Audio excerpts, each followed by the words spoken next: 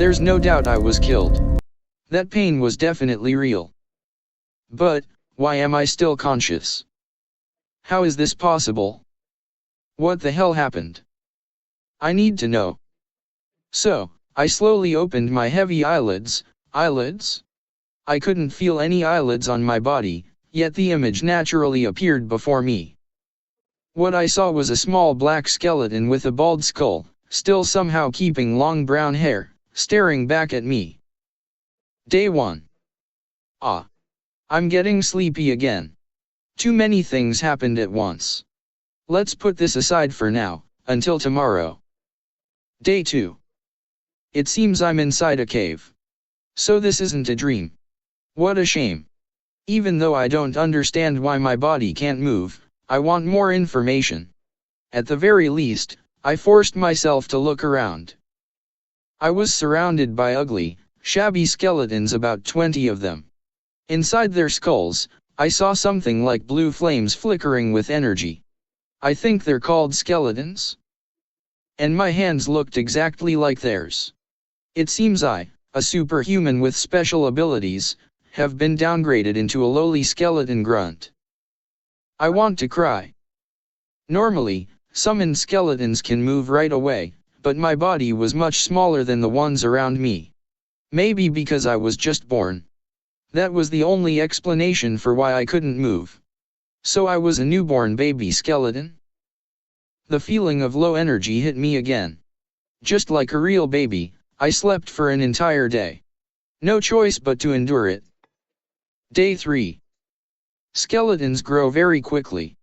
When I woke up, I had already grown to the size of an elementary school student, around 1.4 meters tall. After running and jumping to get used to my body, I realized this body was much weaker than my previous human one. Probably because I had no muscles. Still, compared to yesterday, it was like heaven and earth. The time I spent completely paralyzed but fully conscious was truly terrifying, like an upgraded version of sleep paralysis. After getting used to my body, I realized I looked exactly like the skeletons I'd seen in games and anime. My entire body was made of pitch black bones, unlike the normal white ones around me.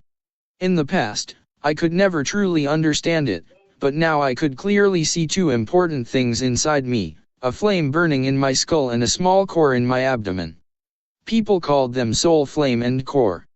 Since I was still very weak, I couldn't feel any special power from them yet. Day 4. If you want to eat, go hunt in the forest yourself. In reality, after a few days of eating, I learned that skeletons don't actually eat meat. When a creature is killed, we absorb a strange stream of energy from the corpse, which flows directly into the soul flame in our skull. We don't need meat, bones, or even water. Go get your own food, said a skeleton with a much larger frame, probably a higher ranking one. After complaining about how hard life was, I, who had only been alive for 4 days, went out into the world and found myself a friend/subordinate. His name was Skeleton Big, and he was the same age as me. Want to go hunting? Sure, let's go. It seems skeletons are naturally stupid and easy to fool. Once we formed a party, we immediately headed into the forest. Although undead skeletons are supposed to be active at night, even these idiots knew the forest was 100 times more dangerous at night. By now the sun was already high in the sky. Though, there were multiple suns, so I wasn't really sure what time it was. Oh, right. Skeletons are undead and cannot reproduce naturally. That's why they kidnap and imprison human women. Their goal is to make the women give birth, then raise the children for a few years before killing them to somehow create new skeletons. Before going hunting, I went deeper into the cave where they kept their spoils, which were mostly junk.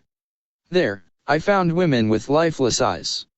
After learning the truth, I realized the skeletons only cared about the babies. There were also males of other races locked up in there too. They still seemed to want to live.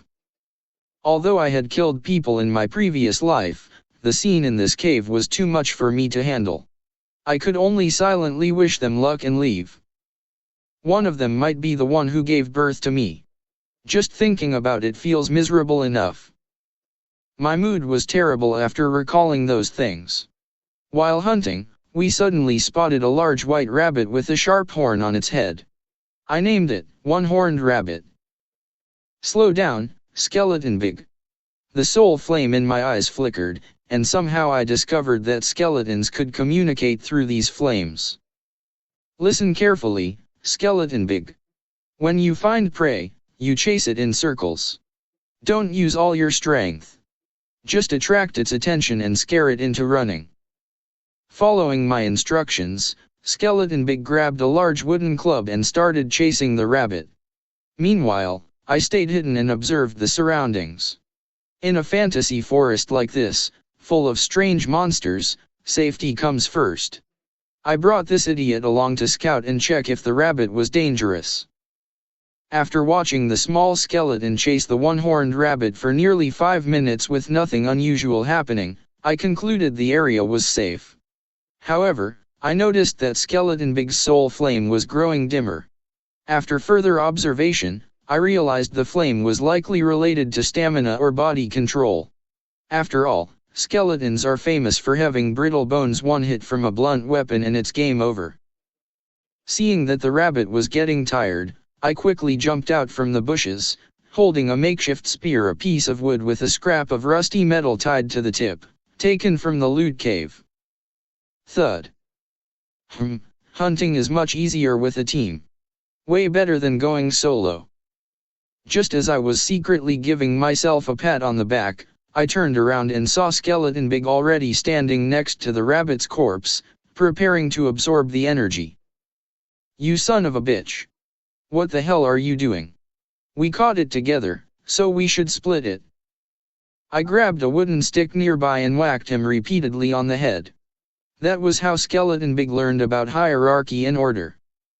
My first successful hunt after reincarnation. To commemorate it, I pulled out the sharp horn from the dead rabbit. Suddenly, a cold, genderless voice rang in my head. Skeleton Astius has obtained Forest Rabbit Horn. I temporarily ignored the strange voice. Skeleton Astius. So that was my current name. Let's see. This kind of bones, this kind of outfit. This kid shall be called Skeleton Astius. The old skeleton I saw on the first day had given me this name. Although I didn't really like it, it seemed to have already become my official name, so I had no choice but to accept it.